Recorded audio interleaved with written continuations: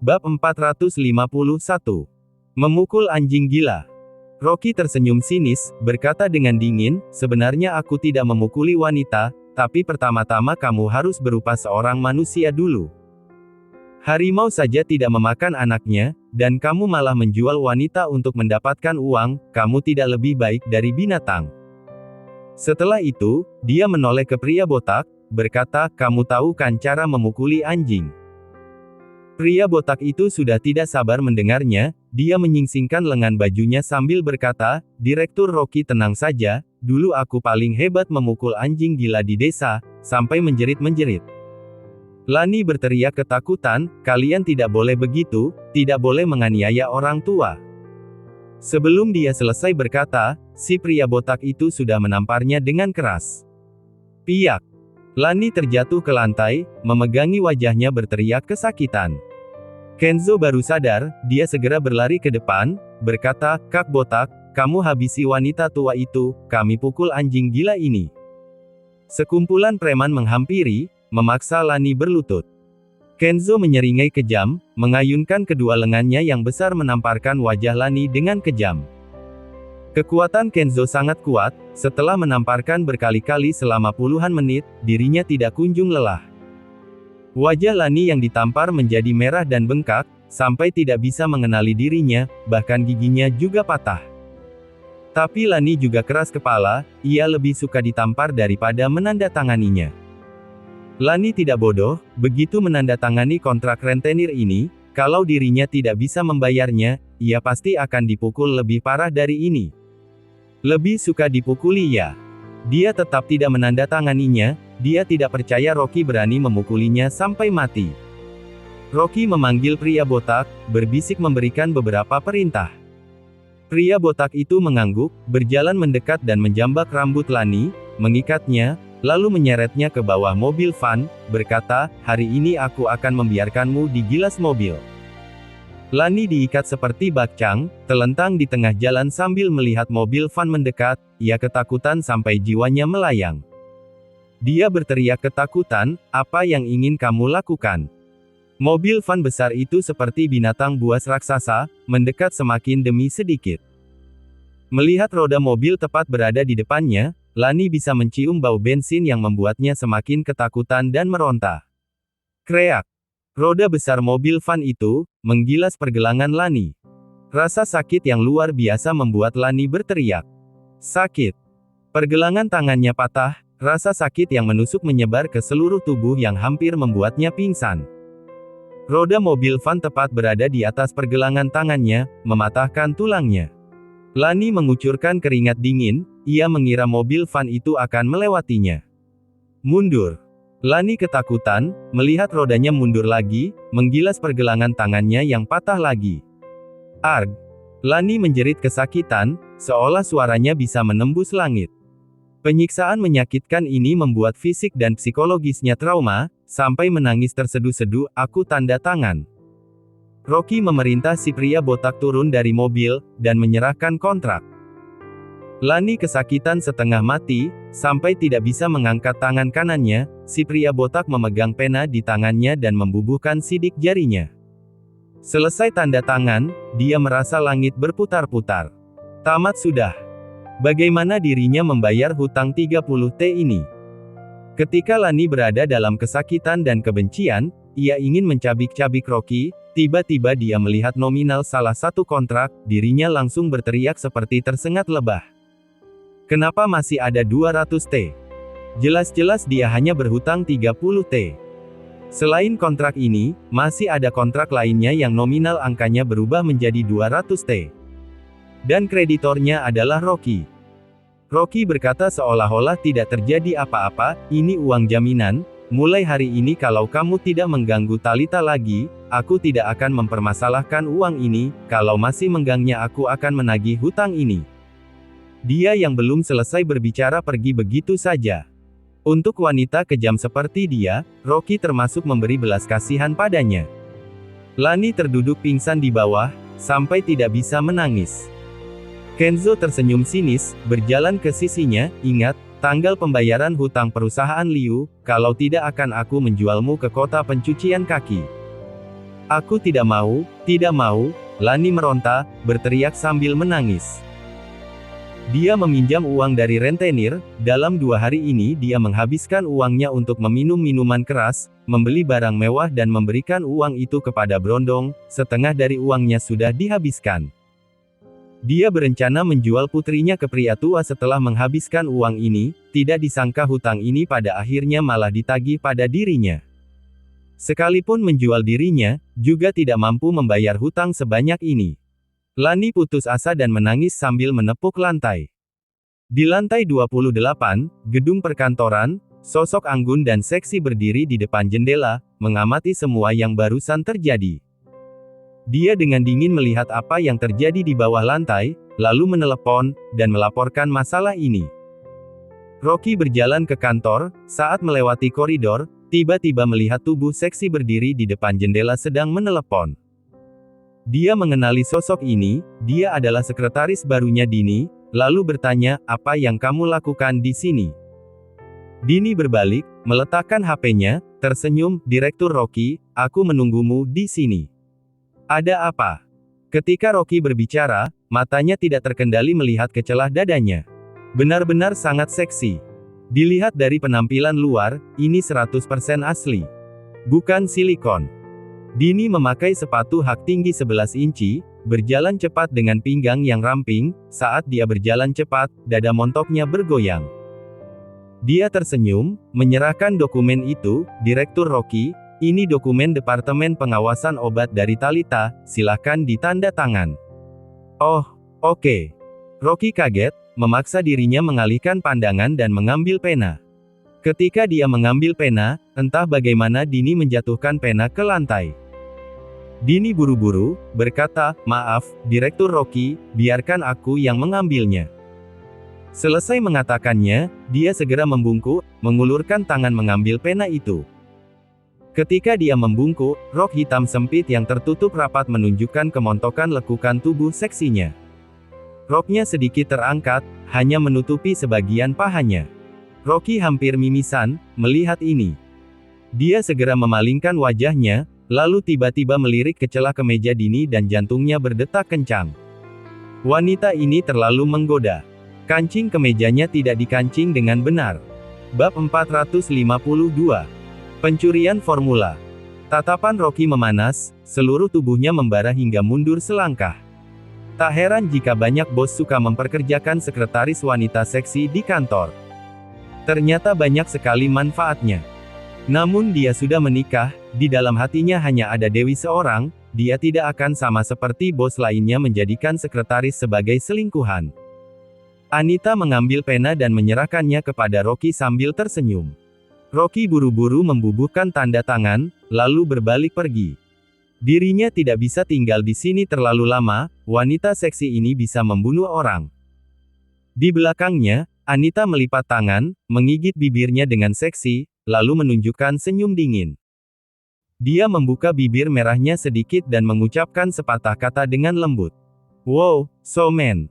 Rocky duduk sebentar di kantor, lalu pergi ke Dep Farmasi mencari Talitha.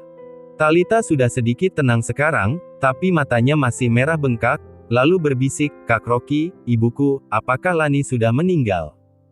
Tenang saja, dia tidak akan mengganggumu lagi. Ucap Rocky. Sebenarnya dia merasa kasihan kepada Talitha. Rocky sendiri bersikeras meninggalkan keluarga Lin, tapi dia tumbuh dengan cinta orang tuanya ketika dia masih kecil, sekarang meskipun Visak galak padanya, tapi itu juga demi kebaikannya. Sedangkan Talitha, begitu dia dilahirkan, keluarga Meng tidak memperlakukannya sebagai anak kandung, dia melewati hidup dengan hati-hati di keluarga Meng.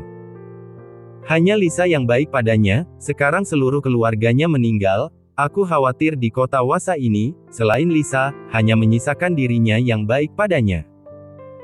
Namun, Rocky hanya merasa kasihan, ditambah dengan bibi istrinya, Lisa, merawat Talitha hingga dewasa dan menganggapnya seperti putri sendiri, jadi di mata Rocky, Talitha seperti adiknya dan tidak ada perasaan apapun. Dia pergi setelah menenangkan Talitha. Rocky merasa dirinya tidak perlu menghabisi nyawa Lani saat itu. Dia yang tidak menghabisi nyawa Lani yang kejam, itu sudah cukup bermurah hati.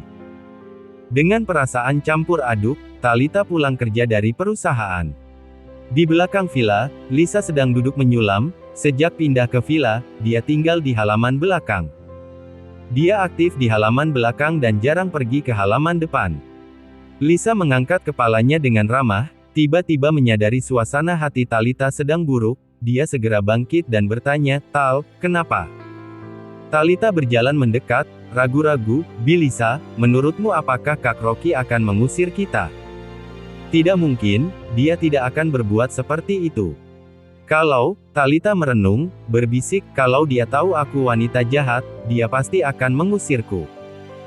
Lisa tersenyum, membelai kepalanya dengan penuh kasih, "Jangan pikirkan itu, aku melihatmu tumbuh dewasa, kamu anak yang baik." Talita tersenyum sedih, berbalik dan berjalan ke kamar tidur. Dia sama sekali bukan anak baik, Lisa tidak mengetahui rahasianya. Lisa memperhatikan Talita berjalan ke kamar tidur dengan putus asa, mendesah cemas, menggelengkan kepalanya, "Anak ini, kenapa begitu keras kepala? Tidak peduli seberapa baik Rocky, dia sudah menikah, kenapa kamu begitu tidak bisa merelakannya?" Dia yang membesarkan Talita, bagaimana mungkin tidak bisa melihat isi hatinya? Hanya saja Rocky sudah menikah, tidak peduli seberapa tergila-gilanya Talita, Rocky hanya menganggapnya sebagai adik. Di dalam kantor, Junandus menelepon Selfie, melaporkan padanya masalah dia berhasil mengendalikan Rino dan Alicia. "Bagus sekali." Selfie melipat tangannya, tersenyum dingin, "Tidak kusangka, semua orang di sekitar Rocky bodoh." Junandus tersenyum, "Sepasang suami istri ini seperti orang bodoh, berlutut menyemir sepatuku, benar-benar aneng telol." Selfie tersenyum, "Kalau tidak bodoh, bagaimana mungkin bisa ku manfaatkan? Kamu beritahu Rino, berikan formula salep intermiten padaku." Setelah Junandus selesai menelepon, dia segera menelepon Rino, memanggilnya ke kantor. Begitu mendapat telepon dari Junandus, Rino tidak berani berlambat-lambat, dia segera menarik Alicia berlari. Begitu keduanya memasuki kantor, mereka tiba-tiba tanpa sadar membungkuk, menyanjung dan tertawa. Alicia tersenyum, mengangkat kepalanya, "Direktur Junandus, ada perintah apa?" "Begini, aku lihat kinerja kalian berdua cukup bagus, aku sudah menelepon ke HRD meminta mereka memberikan bonus setengah bulan kepada kalian." Ucap Junandus tersenyum palsu. Rino tampak senang, buru-buru mengucapkan terima kasih tanpa henti, "Terima kasih Pak Rino, tetap Pak Rino yang baik kepada kita. Tentu saja, kalian telah berkontribusi pada perusahaan." Junandus menyeringai, tiba-tiba mengubah topik, "Namun, ada hal yang ingin aku minta tolong kepada kalian." Alicia bertanya, "Hal apa?" Junandus menjelaskan dengan santai, "Hal sepele, hanya saja cukup memalukan. Itu formula obat salep intermiten terus berada di tangan Rocky, dia menolak menyerahkannya. Sekarang ada feedback negatif dari pasar, mengatakan produk ini ada masalah, aku berdiskusi dengannya, takutnya dia sombong, jadi aku ingin melihat formulanya, apakah ada masalah dengan formulanya." Rino terkejut dan berkata, "Ada masalah apa pada formula?" Junandus mengerutkan kening, berkata dengan tegas, "Setelah penjualan batch pertama, beberapa orang menderita efek samping dan nyawa mereka sekarat. Perusahaan mencurigai ada masalah pada formula obat, tapi Rocky tidak berpikir demikian dan tidak bersedia menyerahkan formulanya, agar dia tidak salah paham, aku ingin melihat formulanya.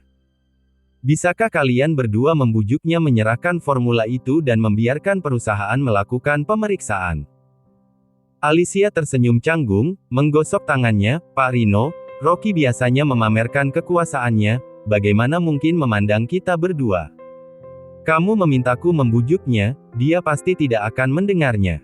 Lalu bagaimana?" Junandus sengaja menghela nafas, dalam rapat direksi mengatakan kalau kalian berdua berhasil mendapatkan formulanya, perusahaan akan memberikan hadiah 6 meter kepada kalian, tampaknya kalian tidak bisa mendapatkan uang ini. Dia yang belum selesai berbicara, tatapan Alicia tiba-tiba berbinar, "Apa, ada hadiah?" "Iya." Juan pura-pura terkejut, pura-pura menepuk dahinya, "Oh iya, aku melupakan ini." Kalau kalian bisa mendapatkan formulanya, perusahaan akan memberikan hadiah sebesar 6M. Kalau Rocky tidak bersedia memberikannya, kalian dapat memikirkan cara untuk mendapatkannya secara diam-diam. Rino berseru, bagaimana kalau mencuri? Curi kepalamu. Kalau diam bisa mati, ya. Alicia menendang Junandus, lalu berbalik, menyeringai ke arah Rino, Pak Rino, hadiahnya kamu simpan dulu untuk kami. Aku akan memikirkan cara mengambil formula itu dari tangan Rocky. Oke. Junandus berkata dengan sedikit ekspresi, tidak kusangka kalian begitu licik, kalau berhasil mendapatkan formulanya, aku pribadi akan memberikan kalian hadiah 2M, anggap saja sebagai uang kontribusi kalian untuk perusahaan. Terima kasih Pak Junandus. Alicia tersenyum mengerutkan kening, takut suaminya menolak lagi, lalu dia segera menarik Rino keluar dari kantor. Begitu keluar dari kantor, Rino mengeluh, formulanya ada sama Rocky, kalau dia bersedia menyerahkannya, sudah sejak awal dia menyerahkannya. Kamu bodoh ya? Alicia menunjuk kepala Rino, dia tidak menyerahkannya, kita curi saja. Formulanya pasti berada di tangannya. Bab 453. Sekretaris terbaik. Rino ragu, aku tidak mengerti obat tradisional, aksaranya saja tidak mengerti. Takut apa? Setelah mencuri obatnya, kita berikan formulanya ke Direktur Juna, bukankah masalahnya sudah selesai? Alicia menginginkan bonus 6M itu, lalu berkata dengan acuh tak acuh, Direktur Juna sebelumnya pernah menjabat sebagai pemimpin pengobatan tradisional negara, dia pasti mengerti. Hati Rino gundah, tapi dia tidak bisa menahan godaan 6M, ditambah Alicia terus menghasutnya, akhirnya dia menyetujuinya dengan berat hati. Lagi pula hanya sebuah formula saja, bukan sesuatu yang begitu berharga. Selain itu, mereka melakukannya demi kebaikan Rocky, kalau benar-benar terjadi masalah pada obatnya, Rocky harus masuk penjara. Alicia terus memikirkan masalah uang itu, sebelum jam pulang kerja tiba dia sudah menarik Rino pulang, lalu bergegas berlari ke kamar Rocky. Rino khawatir, bagaimanapun juga, dia masih meminjam uang dari Rocky, dia tidak ingin berselisih, lalu menahan Alicia dengan ragu.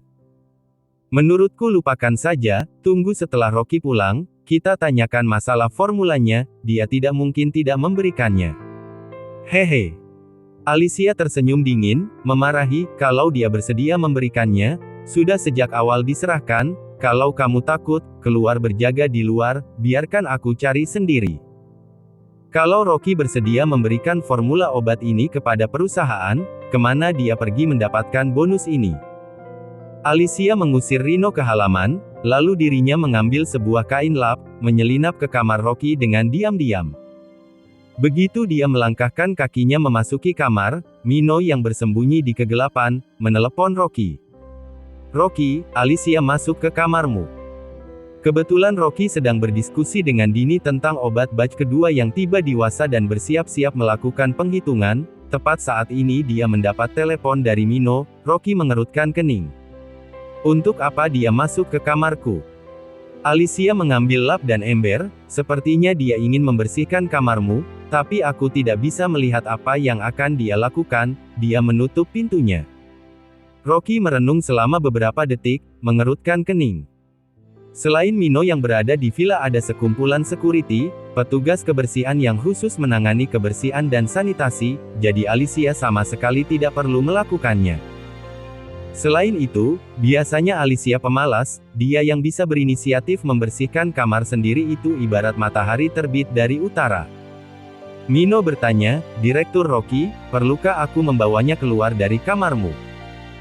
Rocky menggelengkan kepala, tidak perlu, kamu pantau terus gerak-geriknya, aku pulang sekarang, kalau terjadi sesuatu segera laporkan padaku. Beberapa hari ini kamu utus beberapa bawahan untuk memata-matai mereka berdua, lihat sebenarnya yang mereka lakukan. Baik.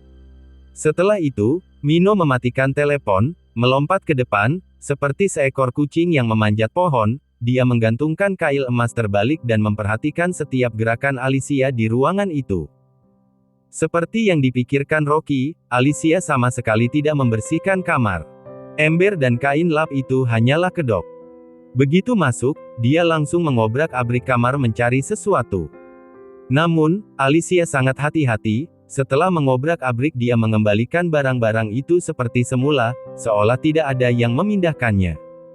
Mino tersenyum dingin, melambaikan tangannya.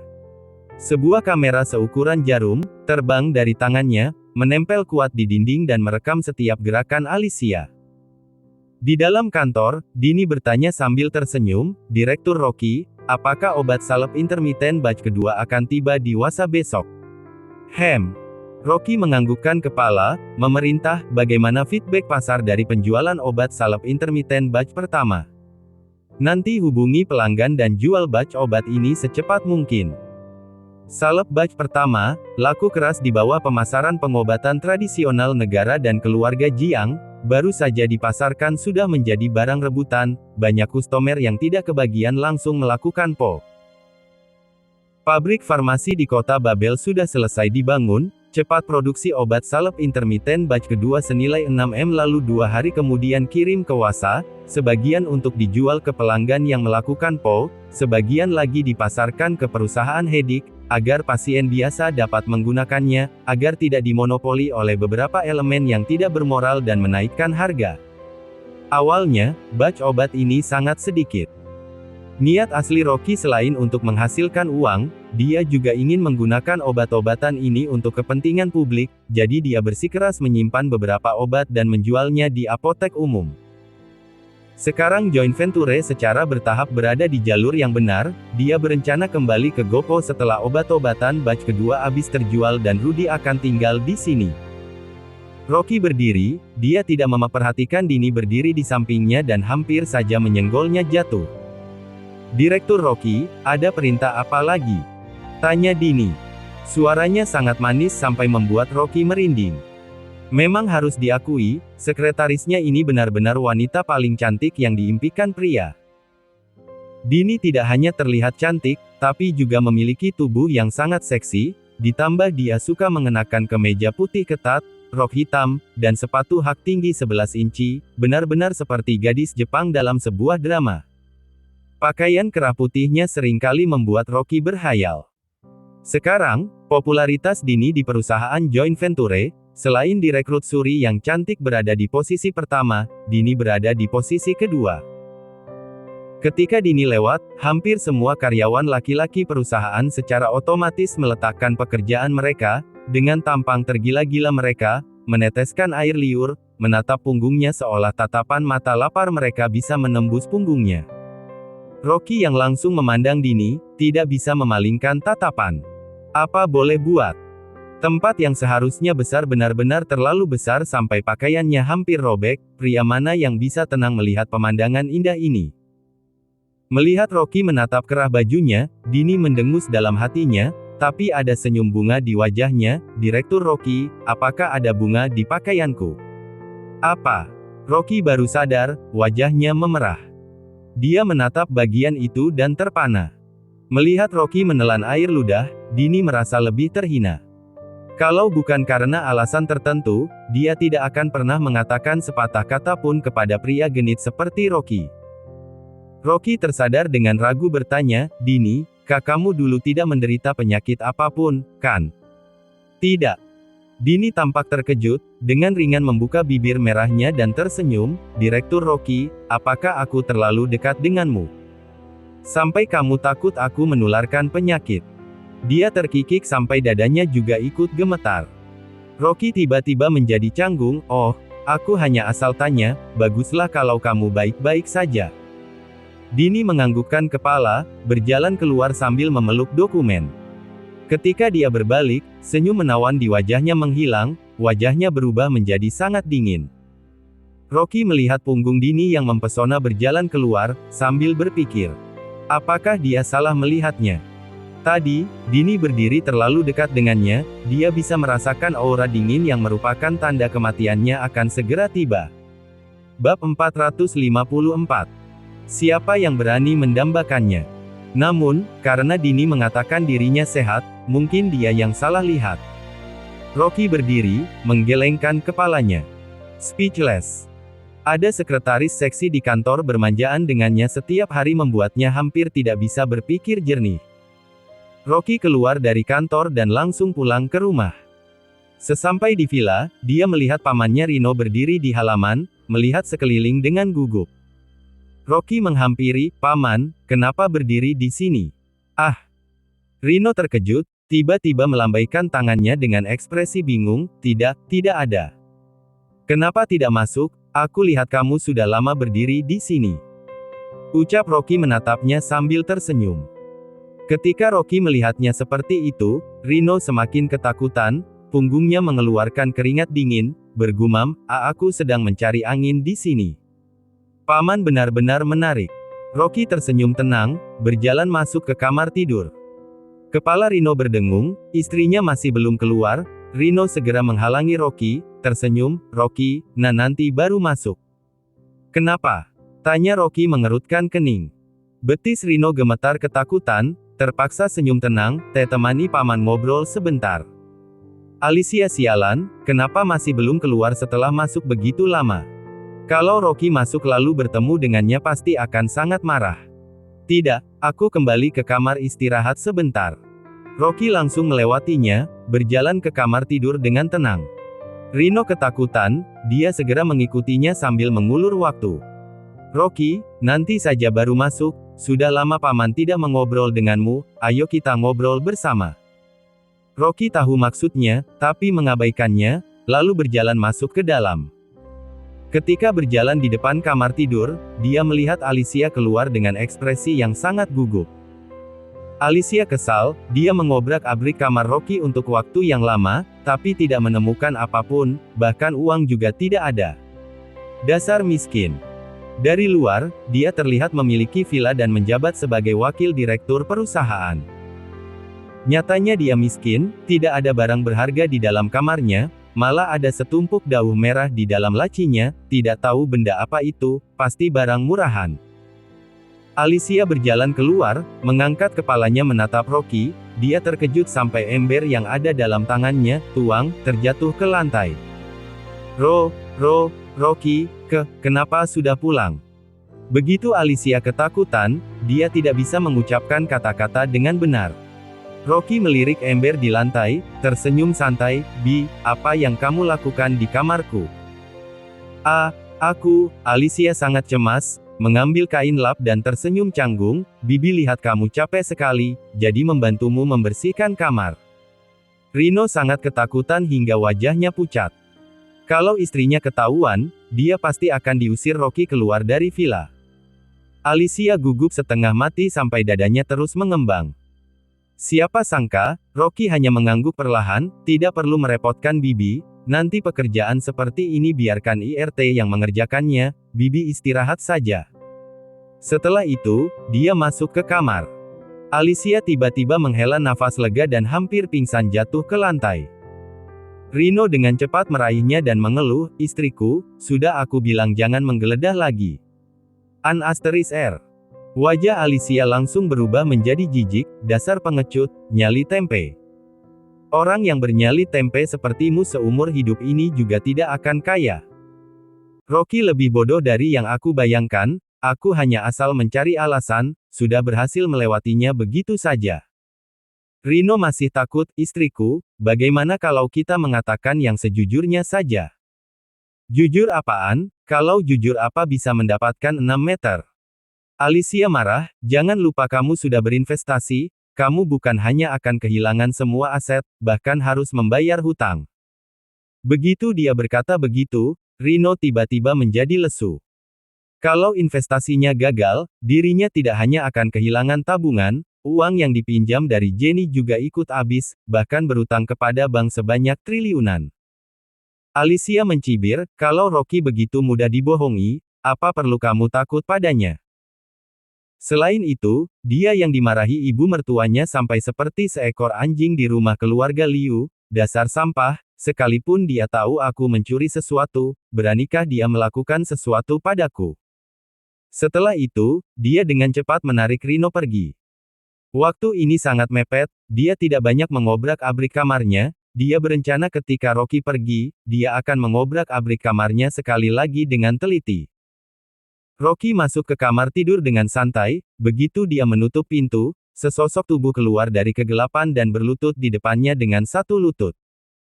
Direktur Rocky, aku sudah melakukannya sesuai dengan instruksimu, memantau setiap gerak-gerik Alicia.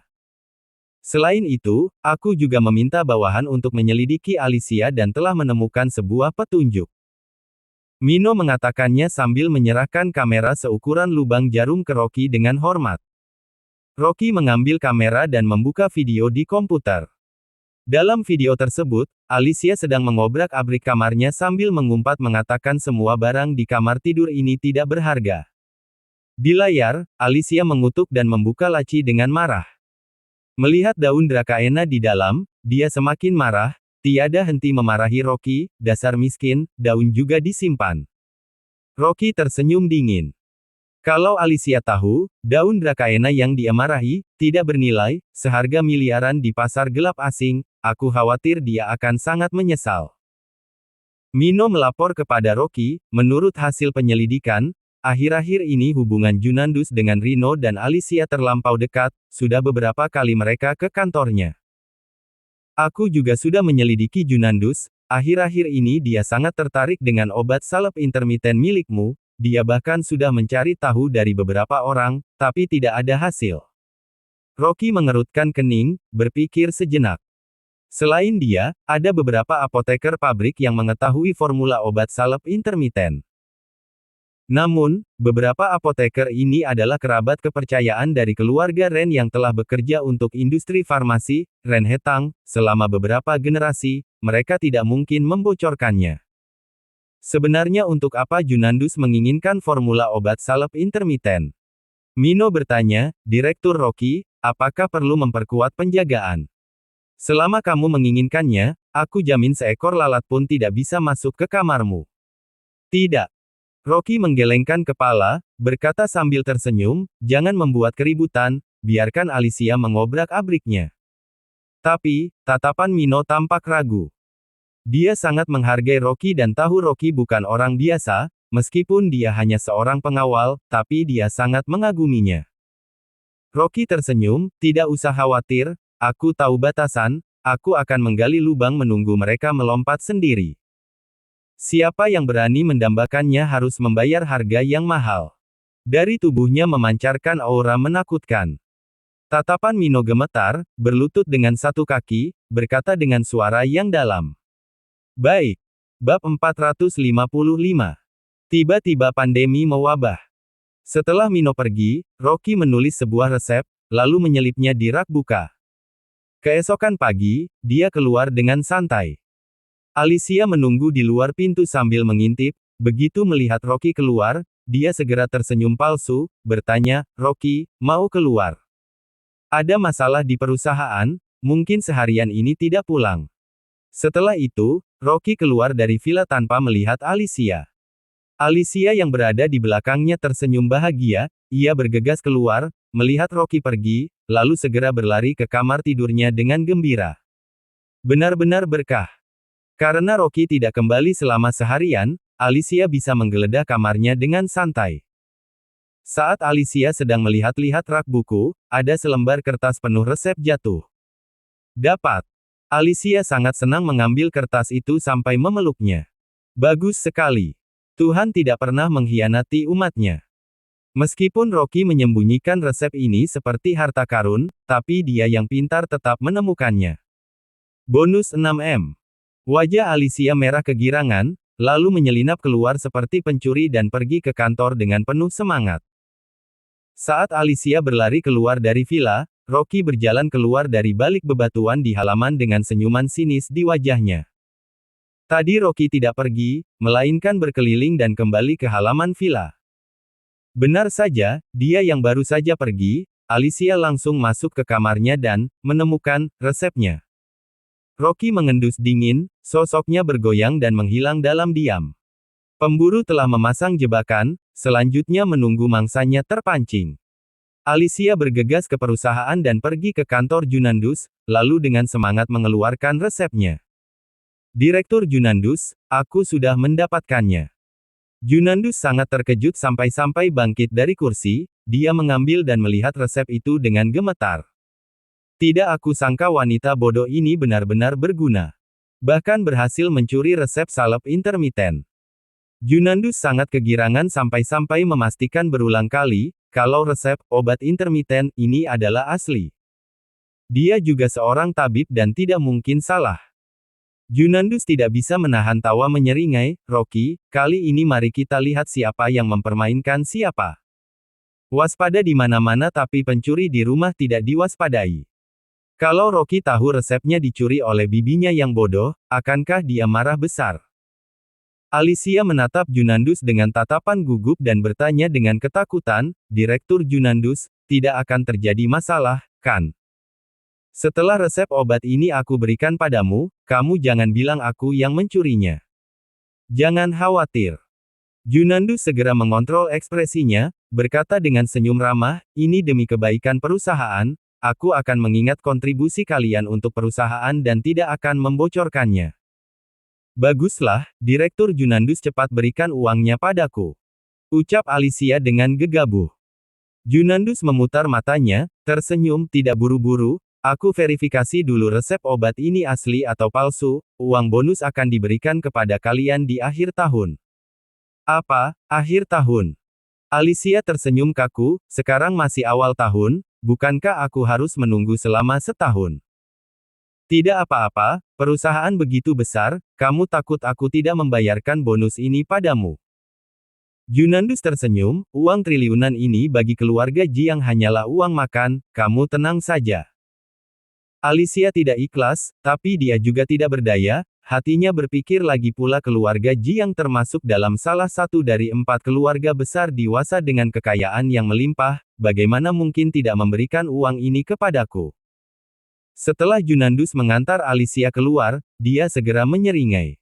Dasar wanita bodoh, bagaimana mungkin aku memberikan 6M padamu? Dia sama sekali tidak berniat memberikan uang ini kepada Alicia. Adapun akhir tahun itu hanyalah alasan. Dengan resep ini, dia bisa mengusir Rocky dari perusahaan dalam waktu kurang dari sebulan dan membuat Rocky tidak bisa membalikkan keadaan seumur hidup ini.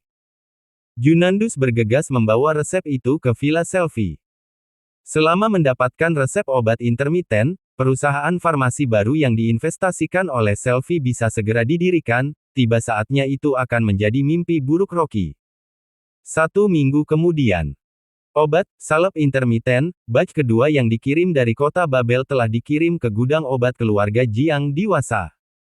Dan hanya perlu menunggu dijual. Namun, perusahaan joint venture mengalami kekacauan.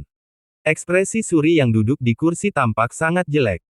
Di depannya berdiri 4 atau 5 petinggi perusahaan yang sama-sama ingin melapor. Rocky mendorong pintu masuk, diikuti oleh sekretaris Dini yang seksi dan menawan. Suri, ada apa mencariku? Dia memanggil Suri dengan nama aslinya yang tiba-tiba membuat beberapa petinggi tampak tidak puas. Siapa Rocky ini? Ini bukan perusahaannya, beraninya bertindak tidak sopan kepada anggota keluarga Jiang. Begitu melihat Rocky masuk, Suri tiba-tiba berdiri, mengerutkan kening.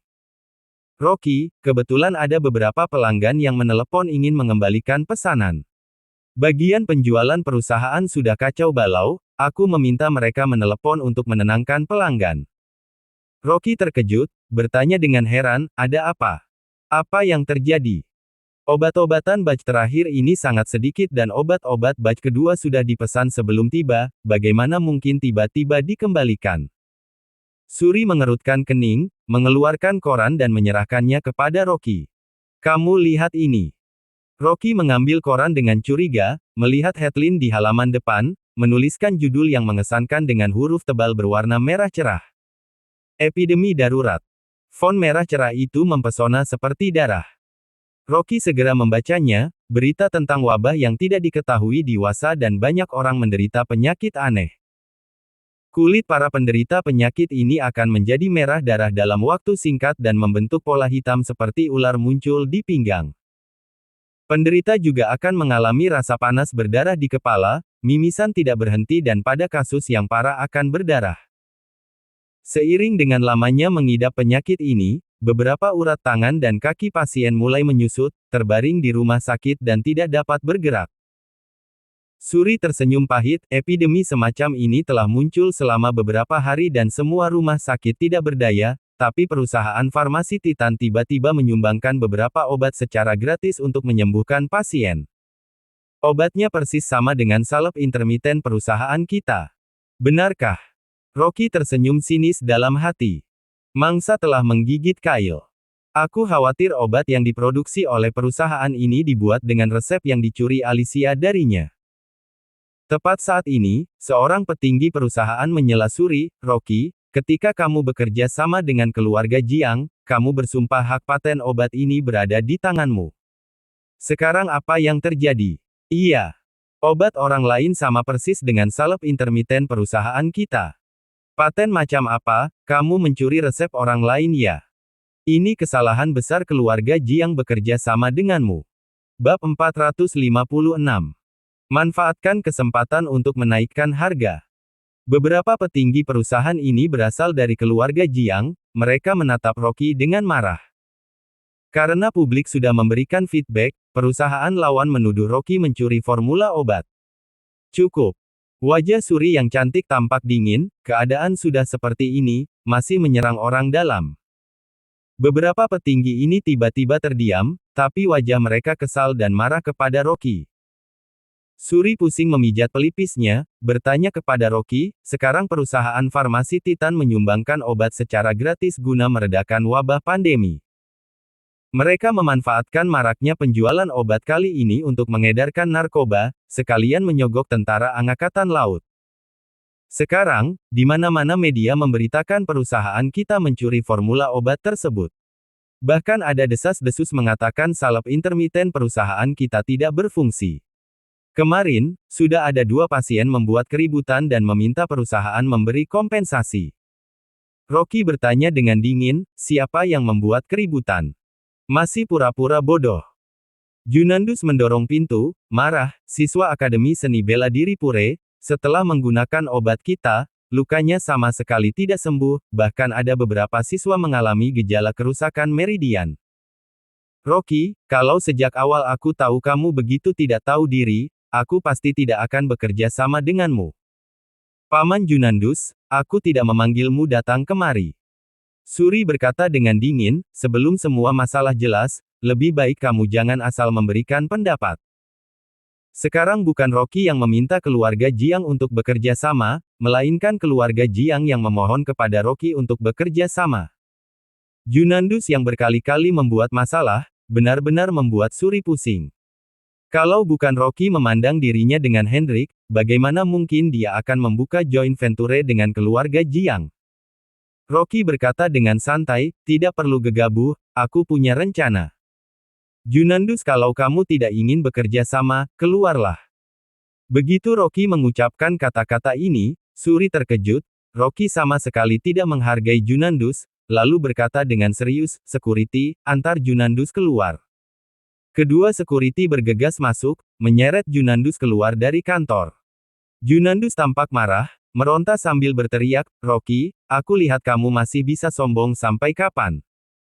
Tiba waktunya, sekalipun kamu berlutut di depanku, aku juga tidak akan mengampunimu. Cepat keluar. Suri marah dan cemas, sebagai anggota keluarga Jiang yang terpelajar, dia tiba-tiba marah kepada Junandus. Setelah Junandus diseret keluar, Suri menghela nafas, berkata dengan pelan, Rocky, jangan pedulikan Junandus. Dia asal bicara, kamu anggap omong kosong saja. Nanti sore perusahaan akan mengadakan rapat pemegang saham membahas masalah ini, kamu ingat jam 3 nanti datang ke ruang rapat. Rocky berbalik, berjalan keluar dari kantor, dia keluar sambil menelepon Billy, memintanya untuk menyelidiki perusahaan farmasi Titan dalam waktu 10 menit. 5 menit kemudian, Billy menelepon kembali. Tuan Rocky, kuasa hukum dari perusahaan farmasi Titan adalah Victor dan perusahaan tersebut berada di bawah grup Mars. Berbicara tentang ini, Billy sempat ragu sejenak, kemudian menghela nafas, Tuan Muda, bisakah Anda menghentikan masalah ini?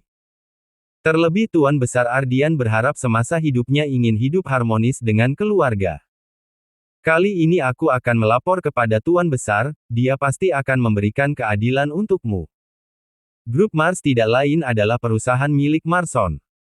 Billy yang sebagai pengurus tua dari keluarga Lin, secara alami dia tidak menginginkan adanya perselisihan dalam keluarga Lin, jadi dia bersusah payah membujuknya. Kalau Rocky melakukan sesuatu pada grup Mars, pasti ada salah satu pihak yang terluka. Rocky menggelengkan kepala, berkata dengan tegas, Paman Billy, kamu jangan ikut campur dalam masalah ini, kalau benar kamu berpihak padaku, anggap saja belum mendengar apapun. Umpan yang dia keluarkan tidak akan pernah berhenti kalau dia tidak bisa menangkap apapun. Siapa yang berani bertindak licik di belakang, dia harus membayarnya. Melihat Rocky yang teguh, Billy tidak bisa berbuat apa-apa, hanya bisa menghela nafas, Tuan muda, tentu saja aku berdiri di pihakmu, tapi aku memiliki permintaan, kamu tidak boleh menyakiti keluarga Lin. Aku mengerti. Rocky menutup telepon, setelah selesai berbicara. Dia mengerti maksud Billy, menurut aturan keluarga Lin, mereka tidak boleh saling menyakiti satu sama lain. Kalau tidak, akan dikeluarkan dari keluarga Lin, bahkan marganya juga dicabut, sejak saat itu bukan lagi anggota keluarga Lin. Dalam pertemuan beberapa tetua yang dihormati dalam keluarga, baik di dalam maupun luar negeri. Bahkan Tuan Besar Lin juga tidak bisa memutuskannya secara sepihak. Karena itu, Selfie selalu cemburu tidak berani menyerangnya secara terang-terangan.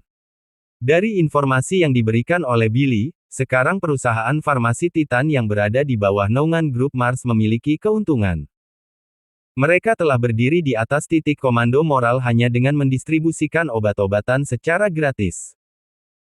Selain itu, perusahaan juga menyewa sejumlah tentara angkatan laut untuk menghancurkan joint venture dengan memfitnah perusahaan dari Weibo, Timelin, media sosial dan berbagai berita utama.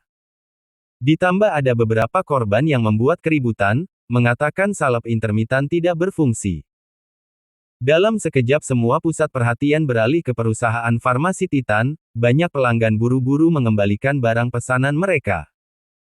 Pada saat terjadi perselisihan di dalam internal joint venture, beberapa orang sedang duduk di meja sebuah villa mewah. Selfie mengangkat gelas anggur kristal, piang, sambil tersenyum, bersulang bersama dengan beberapa orang, terima kasih Direktur Juandus berkat formula yang diberikan, produk kita bisa menjadi hits. Sekarang Rocky pasti sedang kalang kabut, ini karmanya. Beraninya memandang rendah Nona Selfie, dasar Rocky buta. Charlie menggertakkan gigi, tersenyum dingin, tunggu setelah Rocky mengkhianati kerabatnya dan diusir keluar, aku pasti akan membalaskan dendam guru. Victor duduk di sampingnya, tersenyum, Rocky kurang ajar, beraninya memandang rendah diriku dan tidak bekerja sama dengan Akademi Seni Bela Diriku. Sekarang bukan aku yang memohon padanya, melainkan dia yang berlutut memohon kepadaku.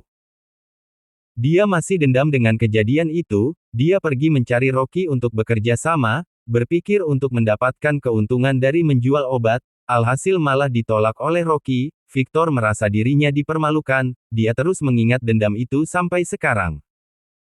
Senyum tipis muncul di wajah cantik Selfie, berkata dengan dingin, Kepala Sekolah Victor, sekarang kamu adalah kuasa hukum perusahaan farmasi Titan, opini publik memberikan keuntungan kepada kita. Sore nanti kamu kirimkan pemberitahuan untuk mendistribusikan obat ke tempat penjualan obat. Victor bertanya, harganya? Selfie berkata, 10 juta. Rocky terlalu bodoh, dia menjual salep intermitennya dengan harga 600.000, bodoh sekali. Uang menguntungkan seperti ini tidak ia dapatkan, apakah dia ingin orang lain membangun gapura peringatan untuknya? 10 juta. Mata Victor berbinar. Modalnya hanya puluhan ribu dijual 10 juta sekotak, ini benar-benar sangat menguntungkan.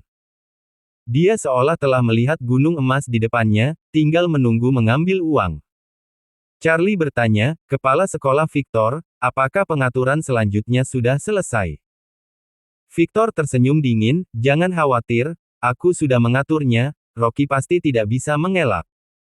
Dan obat kita pasti menjadi rebutan. Selfie tersenyum, Kepala Sekolah Victor, kamu atur rencananya dengan baik dan aku akan meningkatkan tindakan di sana. Bawahan yang diatur Charlie untuk memata-matai Rocky memberikan kabar, kalau sore nanti akan diadakan rapat pemegang saham, aku sudah meminta Junandus menyuap petinggi manajemen perusahaan untuk menyerang Rocky pada rapat pemegang saham dan mengusirnya dari perusahaan. Rapat umum pemegang saham. Ketika Rocky masuk ke ruang rapat, dia sudah mendengar berita itu. Harga obat yang diluncurkan oleh perusahaan farmasi Titan seharga 10 juta per kotak. Meskipun harga ini membuat banyak masyarakat miskin tidak bisa menerimanya, namun tetap banyak orang yang mengantre berebut membeli obat ini. Karena pandemi ini benar-benar sangat mengerikan, bahkan ada beberapa laporan kematian pasien. Sekarang orang-orang dewasa dalam bahaya, mereka lebih suka menghabiskan uang untuk menjamin keselamatan mereka. Bab 457. Segera pecat Rocky. Rocky memasuki ruang rapat. Meja konferensi sudah dipenuhi para eksekutif, sebagian besar adalah para senior keluarga Jiang. Suri Jiang duduk di kursi utama, kedua tangannya disilangkan, wajahnya tampak sedikit kelelahan. Masalah perusahaan farmasi Titan telah membuat para karyawan di kantor merasa panik, suasana rapat dalam ruangan sangat hening menegangkan. Setelah para petinggi tiba, Suri Jiang mendeham sambil berdiri dan berbicara. Hadirin sekalian, saat ini perusahaan sedang mengalami kesulitan, saya pikir semuanya sudah tahu, meminjam momen ini, aku berharap kita semua bisa bersatu hati bergandengan tangan melewati cobaan ini. Belum selesai dia berbicara, sebuah suara bas dari seorang lelaki memecah kesunyian rapat. Untuk selamatkan perusahaan, hanya ada satu cara yaitu singkirkan mata-mata di dalam perusahaan, baru bisa menyelesaikan masalah dengan total. Ternyata Junandus yang angkat bicara. Detik itu juga, semua mata tertuju lurus pada Junandus. Wajah Suri Jiang mengekat, dengan dingin ia berkata, "Paman. Kalau ada komentar tunggu selesai rapat baru dibicarakan." "Tidak. Ponakanku, kamu masih terlalu muda."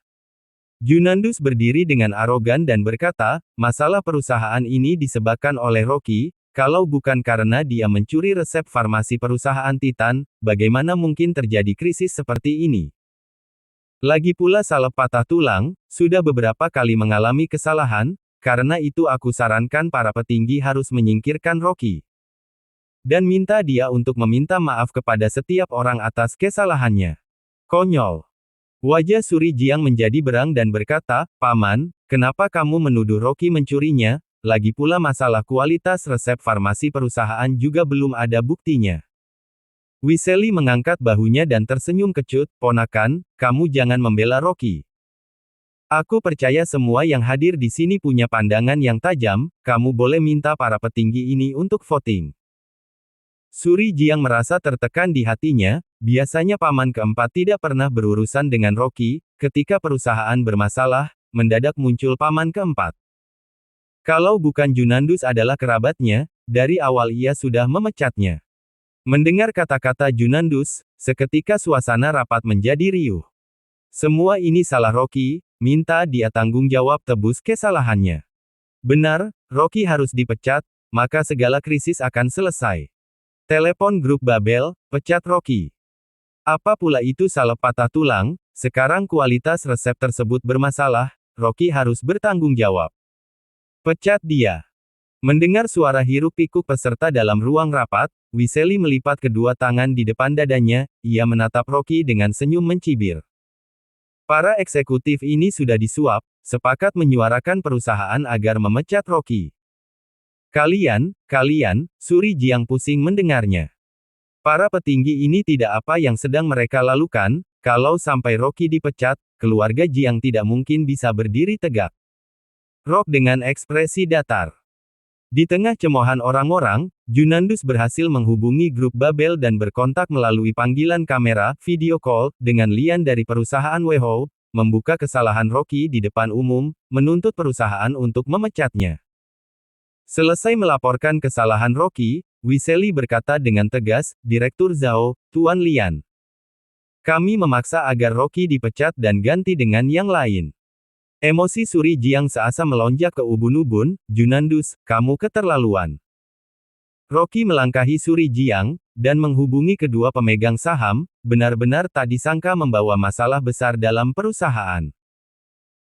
Suri Jiang sangat cemas, jika kedua pemegang saham itu berbalik, ditambah lagi Junandus membawa dukungan dari para eksekutif perusahaan, andai kata ia bisa menyelamatkan Rocky saat ini, tapi di kemudian hari mungkin Rocky akan kehilangan posisi dalam perusahaan.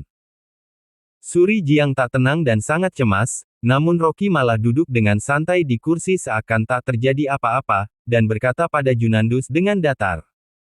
Lebih baik kamu hemat tenaga, mau pecat aku, sampai kelahiran berikutnya pun tak mungkin. Wajah Junandus langsung pucat menghijau, buru-buru ia berkata pada Direktur Zhao dan Tuan Lian, kalian lihat kan, betapa arogannya Rocky. Dia sama sekali tidak pantas menjadi wakil direktur perusahaan. Lian melihat suasana rapat melalui layar monitor, raut wajahnya sangat masam. Sekelompok ini mau memecat Rocky. Sudah gila ya? Pemegang saham tertinggi duduk di hadapan mereka, kapan saja bisa memecat mereka semua, sekelompok ini bukan hanya tak henti berdebat, malah ingin menyingkirkan bos besar. Direktur Zhao kelihatan sangat cemas, dia hanya menyandang nama di perusahaan Babel ini, direktur yang sesungguhnya sedang duduk di hadapan mereka. Kami sudah menandatangani petisi, pecat Rocky. Petisi yang dikeluarkan Junandus, semuanya adalah nama-nama para petinggi yang sudah disogok. Mendadak Lian meraih gelas di dekatnya dan lempar di depan layar. Keparat stop. Kalau kalian mau resign, silakan saja. Siapa yang masih berani berkata untuk memecat Rocky, aku pecat sekarang. Bahkan keluarga Jiang sekalipun, semua kusingkirkan. Sebuah suara yang menggema, dalam sekejap membungkam kebisingan peserta dalam ruangan. Semua orang menatap ke layar dengan kaget luar biasa, sama sekali tak menyangka Tuan Lian bisa semarah ini. Rona wajah Junandus sangat muram, ia juga tak menyangka ternyata Tuan Lian memihak pada Rocky. Tetapi, saham perusahaan Meho hanya 10%, atau jangan-jangan Willian sudah mengakuisisinya ke perusahaan Weho. Wisely menggetakkan gigi, memutuskan untuk berkonsultasi dan meminta pandangan grup Babel yang memiliki saham terbesar. Dia memberi hormat pada Direktur Zhao dan berkata, Direktur Zhao, demi kemajuan perusahaan, aku sarankan. Demi kemajuan perusahaan aku sarankan Ketua Suri Jiang untuk memecat Junandus. Direktur Zhao berkata tanpa ragu, ia sama sekali tak mempedulikan Junandus.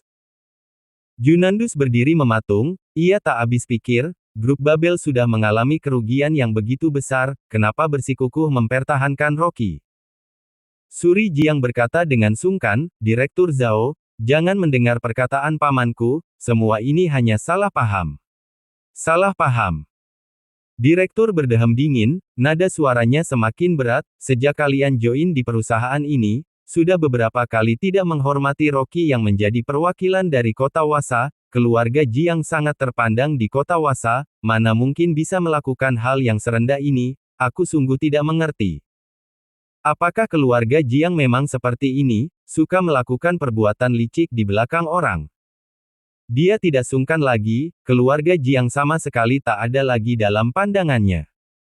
Mendengar kata-katanya, semua orang dalam ruangan tersebut menegang, nafas tertahankan seakan tak berani bernafas normal. Sebenarnya siapa Rocky ini, bahkan dia sudah melakukan kesalahan besar dalam perusahaan, tapi kedua pemegang saham terbesar justru membela dan mendukungnya. Terutama Direktur Zhao, malah berani menyinggung keluarga Jiang, demi mendukung Rocky. Direktur sama sekali tidak peduli pada Suri Jiang, nada bicaranya semakin dingin dan penuh kekesalan. Pada dasarnya kami tidak perlu bekerja sama dengan keluarga Jiang, justru kalian yang datang menawarkan kerja sama. Aku akan menelepon kepala keluarga Jiang, Junandus harus meminta maaf pada Rocky, kalau tidak, kami akan berhenti memasok obat-obatan dan menghentikan kontrak kerja sama. Mendengar Direktur Zhao akan menghubungi Krishna, wajah Junandus murung menggelap seperti seonggok tanah. Di keluarga Jiang, ia paling segan pada abang tertua ini. Direktur Zhao, ada masalah kita bicarakan baik-baik, tolong jangan beritahu abang tertuaku. Bab 458. Semut yang merayap di pohon. Sekalipun Junandus memohon dengan wajah memelas, Direktur Zhao tetap menelepon Krishna, dan terhubung dengan panggilan video, membeberkan masalah di tempat kejadian. Wajah Krishna di dalam layar kelihatan sangat letih.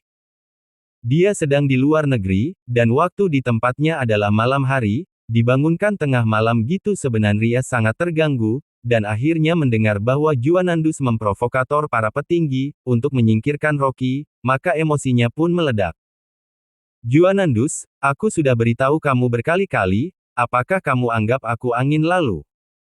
Sekarang juga kamu harus minta maaf pada Rocky, kalau masih buat onar, sepulang nanti aku akan menamparmu sampai mati. Suaranya yang menggelegar, membuat sekujur tubuh Juanandus gemetar, langsung berkata, kakak tertua, ini kesalahan Rocky. Omong kosong. Kamu, berlutut sekarang, minta maaf pada manajer Rocky. Emosi Krishna seakan menggumpal dalam perut, kalau bukan lewat layar, dia akan langsung menamparkan Juanandus bertubi-tubi, entah apa sebenarnya yang ada dalam otaknya. Berlutut lagi. Wajah Juanandus kaget setengah mampus, berapa kali ia berlutut pada Roy sudah tak terhitung lagi jumlahnya. Krishna sangat marah dan menggeram, semburan air liurnya bagaikan bintang bertaburan di layar monitor. Kamu adalah pembawa masalah dalam keluarga Jiang, mau sampai kapan kamu mencelakai keluarga Jiang? Cepat berlutut, aku akan memblokir semua kartu bankmu, Juanandus, pergi.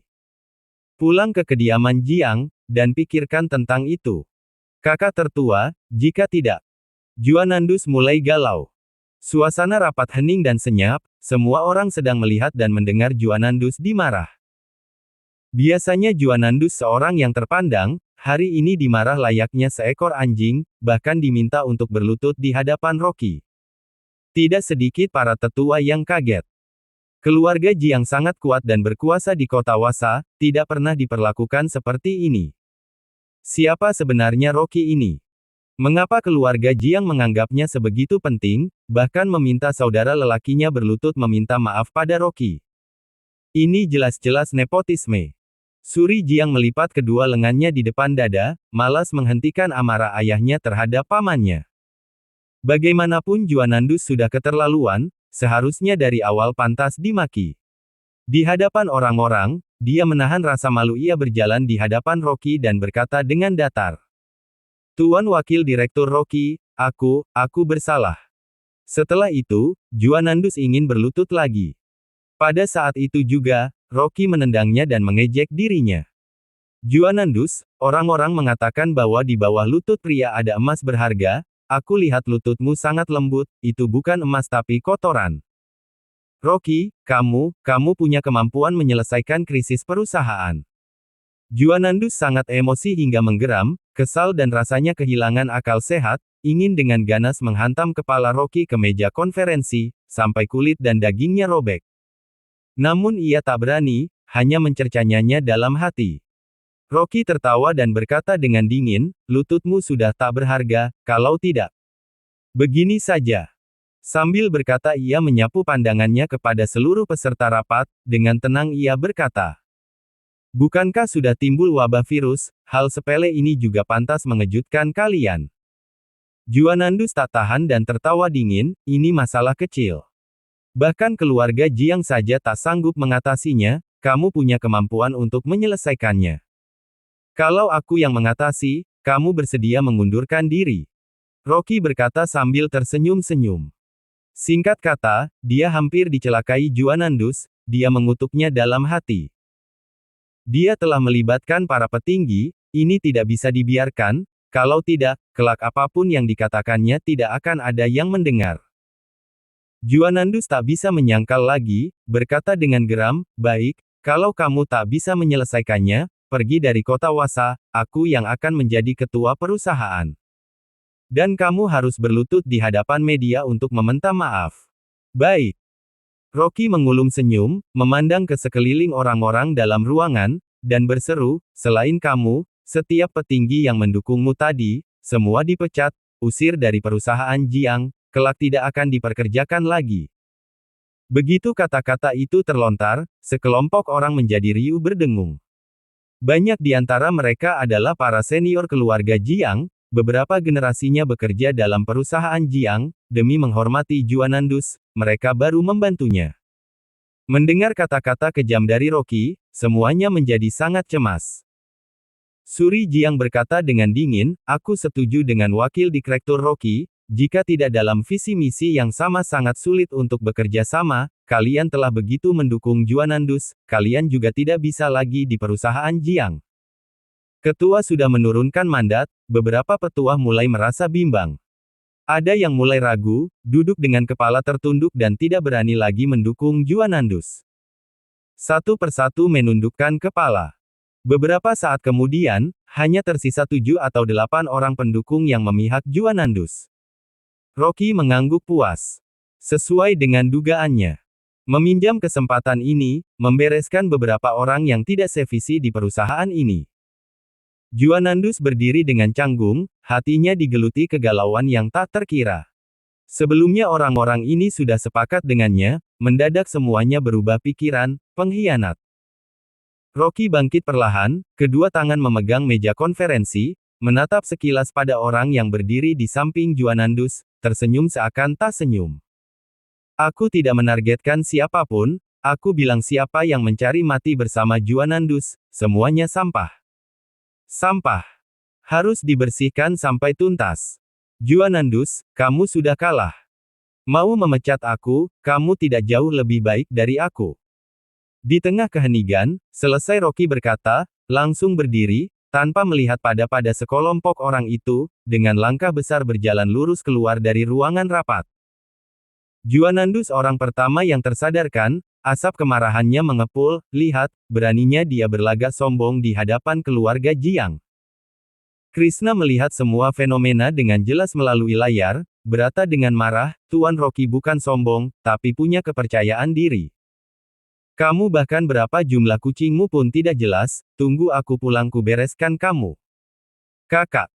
Juanandus masih ingin mengeluh, tapi Krishna tidak peduli dan langsung menutup layar. Mau berhadapan dengan Master Rocky, kamu tak akan berdaya. Lian berdehem dingin dan langsung menutup video. Direktur Zhao mencibir, Juanandus, aku sarankan cepat berlutut dan minta maaf pada Master Rocky, jika dia benar-benar akan menghabisi kamu, hidupmu tak akan lama lagi. Suri Jiang juga berdiri, berbicara dengan tanpa ekspresi, Paman, kamu sungguh mengecewakan aku, mengecewakan keluarga Jiang. Selesai bicara, dengan sepatu hak tinggi ia berjalan keluar dari ruang rapat, tak ingin berkata apapun pada Juanandus. Sekejap waktu, suasana dalam ruang rapat menjadi hening, hanya beberapa orang masih memihak pada Juanandus. Terbalik sudah. Semuanya terbalik. Juanandus mengamuk dan melemparkan semua benda di atas meja, berkata dengan penuh kebencian, bukankah hanya seekor penyu kampungan, semua petinggi ini seperti termakan santetnya dan mendukung Rocky. Saat itu, seorang tetua di sampingnya berkata, Wakil Direktur Jiang, aku tak ingin dipecat, jadi aku juga memihak pada Wakil Direktur Rocky, maaf. Selesai berbicara, tetua ini langsung menyelinap keluar dari ruang rapat. Beberapa eksekutif meminjam kesempatan ini, ikut keluar. Siapapun tahu, kedudukan Rocky dalam keluarga Jiang dan posisinya di mata para pemegang saham. Tak terkalahkan, tak tergoyahkan. Juanandus hanya seekor semut yang merayap di pohon. Kalau mengikutinya hanya ada jalan mati. Orang-orang di sekitarnya sudah pergi, sisa 3-4 orang.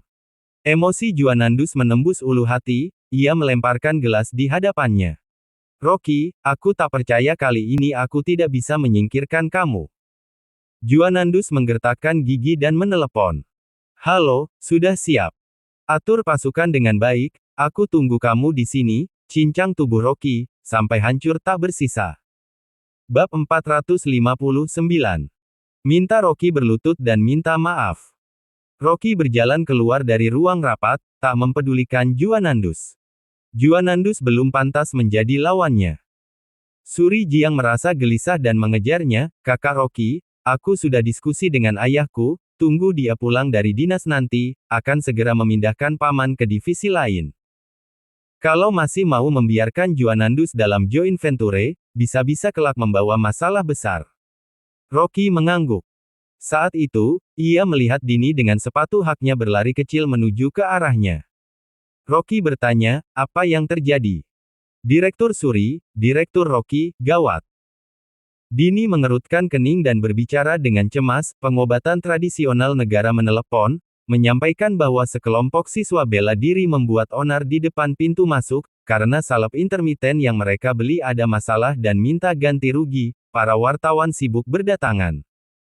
Belum selesai bicara, Rocky langsung menimpali, "Aku ke sana sekarang."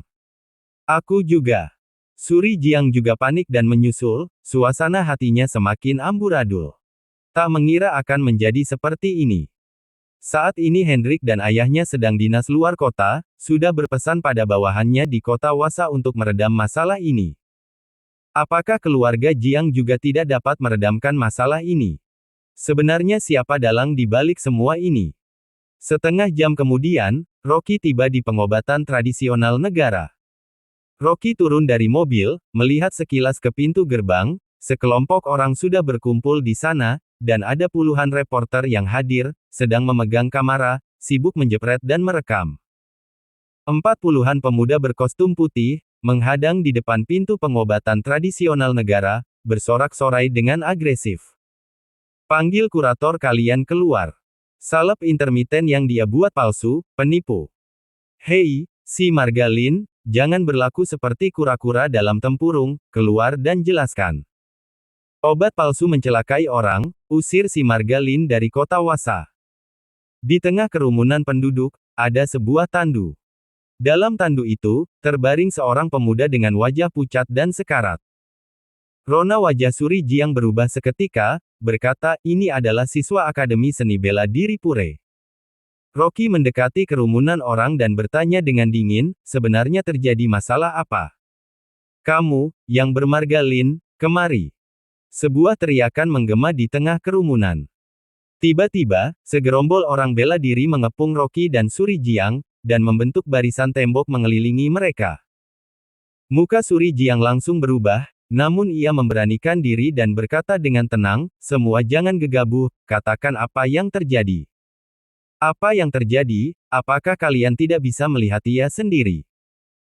Seorang pria bermata sipit dengan tubuh kekar, melangkah keluar dari tengah kerumunan, mendengus dingin berkata, "Siswa kami sekarat karena menggunakan salep palsu kalian. Sekarang kami ingin join venture meminta maaf di hadapan kami, minta Rocky berlutut, dan harus memberi kompensasi kepada kami sebesar 400 juta.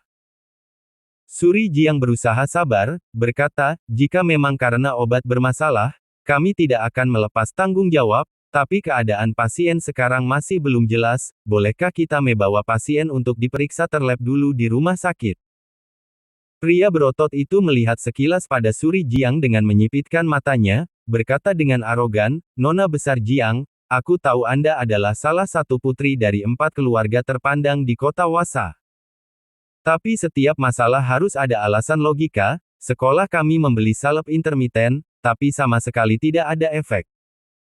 Murid kami menggunakan salep ini, sama sekali tidak memulihkan benjolan pada luka, malah merusak ototnya. Pengobatan tradisional negara sudah memeriksanya, kalau tidak percaya boleh langsung periksa di sini."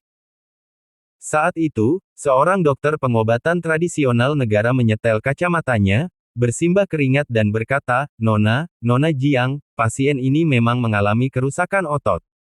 "Tidak mungkin." Suri Jiang merasa curiga. Dia mengenal pasti efek salep intermiten, lagi pula salep tersebut sudah ada izin dari lembaga obat resmi sebelum diluncurkan, sama sekali tidak ada efek atau masalah pada salep itu. Suri Jiang mengangkat kepala dan berkata, "Aku bawa pasien ke rumah sakit dulu." Setelah itu ia memerintahkan pengawal untuk membawa pasien ke atas tandu. Ketika pengawal hendak mengangkat pasien, puluhan siswa bela diri muncul dan menendang pengawal itu, memblokir jalan kedua pengawal dengan wajah berang. Ekspresi Suri Jiang berubah seketika, mendengus dingin, "Sedang apa kalian?" Pria berotot itu berkata, "Kami tidak percaya lagi pada kalian, dokter pengobatan tradisional negara sudah memeriksanya, hari ini juga kalian harus menyelesaikan masalah ini, kalau tidak, jangan harap ada yang bisa pergi dari sini." Begitu kata-katanya terlontar, puluhan siswa bela diri di sekitarnya langsung berteriak agresif. Minta Rocky berlutut menebus kesalahannya. "Hutang nyawa bayar nyawa. Bayar kompensasi untuk saudara kami dengan 400 juta. Farmasi berkedok busuk, mengindahkan resiko pada manusia, sungguh keji. Lengkingan hiruk-pikuk semakin menggema dari segala penjuru, para reporter tak henti menjepret dan merekam situasi di tempat kejadian. Ibarat pekikan suara kuda, menghujam ke empat penjuru, Suri Jiang tidak pernah menghadapi situasi seperti ini, rona wajahnya terus berubah silih berganti. Di tengah kebisingan yang luar biasa itu, Rocky berkata dengan datar, "Tidak ada bukti, aku tidak akan meminta maaf. Ini bukan bukti. Apakah harus sampai jatuh korban nyawa?" Pria berotot itu memberang. Juanandus membawa beberapa orang, menerobos ke dalam kerumunan dan berkata pada Rocky, "Akademi Seni Bela Diri Pure membeli sejumlah salep intermetin, kamu yang menyebabkan kekacauan ini, semua salahmu. Cepat berlutut minta maaf." Suara hingar-bingar kembali terdengar dari empat penjuru. Berlutut minta maaf. Biarkan Rocky berlutut dan memohon. Patahkan kakinya. Sekelompok siswa bela diri mulai naik pitam dan menyerang ganas ke arah Rocky. Pria berotot itu memerintahkan, "Tangkap Rocky, suruh dia berlutut. Apa yang ingin kalian lakukan? Main hakim sendiri." Suri Jiang marah dan berteriak. Baru saja dia mau berjalan ke depan, tapi dihadang oleh Juanandus, "Kamu gak usah ikut campur urusan ini, reputasi perusahaan sangat penting, cara terbaik adalah menyingkirkan Rocky dari jabatannya sebagai wakil direktur, untuk menghindari kerugian yang lebih besar." Suri Jiang berusaha melepaskan diri, namun kemudian dihadang oleh beberapa pengawal, ia melihat Rocky dikepung oleh pria berotot itu, merasa sangat gelisah tak tenang. Pria itu tertawa dingin dan berkata, "Pegang dia, tekukkan lututnya." Puluhan siswa bela diri langsung menyerbu. Saat itu juga, dua sosok orang muncul dari kerumunan dan berdiri tepat di hadapan Rocky. Pria botak dan Rudy menghadangnya dengan wajah garang. Pria botak meludahi telapak tangannya dan memaki, "Kalian semua sudah bosan hidup ya? Berani menyentuh Rocky? Siapa berani maju, aku akan membuatnya lumpuh setengah badan." Pria berotot sama sekali tak mempedulikan kedua pria itu, menurunkan mandat dengan angkuh, "Laksanakan." Beberapa siswa seni bela diri langsung menyerang pria botak dan Rudy. Pria botak mengelak, melayangkan tinju, dalam sekejap kedua siswa itu terkapar. Rudy menarik kerah baju seorang pemuda dengan sebelah tangannya, dalam hitungan detik ia melemparkan 3 atau 4 orang hingga tersungkur. Mereka berdua bertarung melawan puluhan siswa seni bela diri, namun keduanya tak ada luka sedikit pun. Orang-orang terperangah. Mereka tak menyangka kedua pengawal perusahaan joint venture dengan perawakan biasa-biasa, ternyata begitu kuat. Lawannya adalah siswa Akademi Seni Bela Diri, semuanya para petarung yang hebat, tapi berhasil dikalahkan kedua pengawal ini, sungguh tak tertandingi. Bab 460. Terhempas ke langit oleh satu tamparan dari udara. Pria kekar bermata sayu juga berubah mukanya. Bukankah Rocky hanya orang kampungan yang kolot? Kenapa dua pengawal di sampingnya begitu terampil? Lagi pula, kedua pengawal itu bertindak dengan tenang mantap dan sigap, memancarkan energi pembinaan yang tinggi. Orang di sampingnya berkata dengan suara kecil, "Guru Maksi, bagaimana sekarang?" Pria kekar bermata sayu memanggil Maksi, beliau adalah guru sekolah seni bela diri. Maksi melihat pasukannya sendiri dikalahkan oleh dua pengawal tadi sampai babak belur, sungguh memalukan. Reputasi sekolah seni bela diri Pure sangat terkenal di kota Wasa, pernah melatih pengawal pribadi untuk kalangan elit dan bahkan pernah menjuarai kompetisi bela diri di negara asing. Kalau kejadian hai ini tersebar ke media, sungguh memalukan sekolah seni bela diri. Dia mendengus ketus, membuka jaket dan melemparnya ke belakang, lalu berjalan dengan langkah besar menuju ke depan. Semuanya kembali. Rocky menyingsingkan lengan dan menyaksikan, ingin tahu kekuatan pria botak dan Rudy. Dia pernah mengajarkan sebuah dharma hati kepada mereka, ternyata mereka sangat patuh, melatih jurus yang diajarkan dengan disiplin. Kelihatan sekali jurus mereka sudah menggunakan teknik kekuatan dalam, tak sama dengan orang biasanya. Satu jurus tinju Rudy melayang tepat di wajah siswa seni bela diri itu hingga hidungnya mimisan, meringis kesakitan dan menggelepar di lantai, dia berteriak histeris. "Sakit!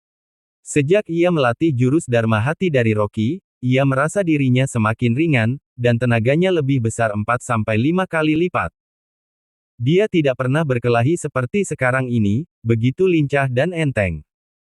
Semakin pukul semakin asik, ia ingin memberi pelajaran kepada orang-orang bela diri yang berani tidak sopan pada Rocky. Pada saat ini, Rudy mendengar perintah Rocky. Kembali. Rudy dan pria botak menghajar mereka dengan semangat, tidak mendengar kata-kata Rocky. Pria botak tak peduli dan berkata, "Master Rocky, biarkan aku memberi pelajaran pada tikus ini, tak perlu mengotori tangan Anda." Belum sempat menyelesaikan perkataannya, pria botak mendadak merasakan sebuah pukulan dahsyat menghantam perutnya, tak sempat berteriak kesakitan, ia terhempas seperti sekarung pasir, mendadak tubuhnya melayang ke atas dan kembali terlempar sejauh 3 meter. Aak! Pria botak memuntahkan darah segar dan melolong kesakitan. Tulang rusuknya remuk berkeping karena sebuah pukulan tinju. Rudy berdiri di samping pria botak, tercengang dengan mulut terbuka lebar melihat Maxi. Terbelalak. Kenapa orang ini bertindak seligat ini? Hanya beberapa saat ia silap mata, pria botak sudah digebuk dan diterbangkan ke udara.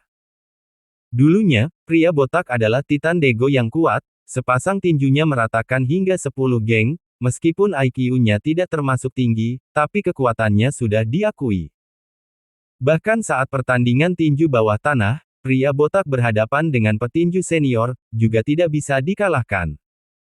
Tapi kali ini bahkan membalas pun pria botak tak punya kemampuan itu, sekejap sudah dilumpuhkan. Rudy sangat kesal dan menggeram, mengerahkan seluruh kekuatannya dan melayangkan tinju ke arah Maxi. Hantaman tinju ini melayang ringan namun berkekuatan penuh dan dalam. Orang tak tahu diri.